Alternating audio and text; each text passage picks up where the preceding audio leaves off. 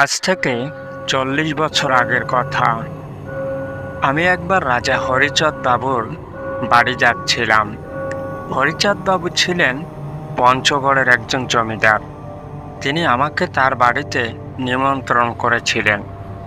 হরিচাঁদ বাবুর স্ত্রীও আমাকে খুব ভালোবাসতেন, কারণ আমার বাবা আমরণ তার বাড়ির একজন বিশ্বস্ত খেদমতগার ছিলেন।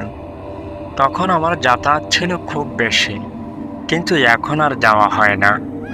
তবুও আমাকে মাঝে মাঝে দাওয়াত করে খাওয়াতেন।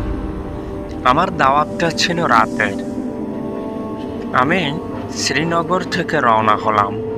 জমিদার বাড়িতে পৌঁছাতে ২ ঘন্টা সময় তো লেগে যাবে। পায়ে হেঁটে যাওয়ার পর তো।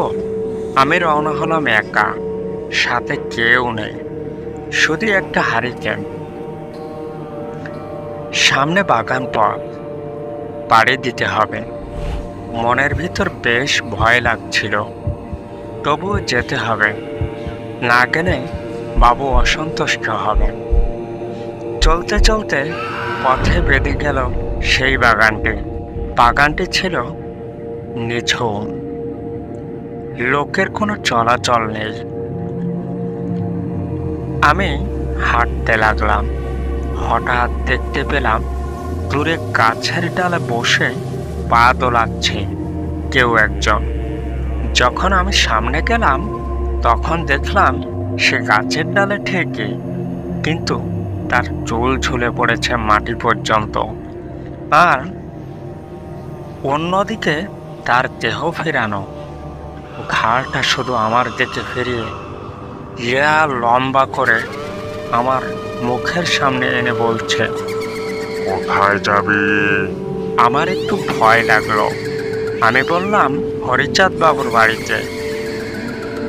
পেতনি বলল, নেমন্ত্রণ আছে বুঝি? আমি বললাম, তা তো বটে। সে বলল, আমায় একটু নিবি না? আমি বললাম, কেন? সে বলল, তুই কত ভালো ভালো খাবি, আমাকে একটু দিবি না? তখন আমি ফন্দি করে বাঁচার জন্য একটা মিথ্যা বললাম। বললাম, ঠিক আছে, আমি যখন ফিরে আসব তখন তোমার জন্য মাছ আনবো। পেতনি বলল, সত্যি তো? আমি বললাম, হ্যাঁ। আমার পরিকল্পনা কাজে লাগলো। আমাকে ছেড়ে দিল। আমি ভয়ে ভয়ে জমিদার বাড়ি পৌঁছালাম, এবং খাওয়া দাওয়ার পর রাত বেশ ভারী হয়ে গেল।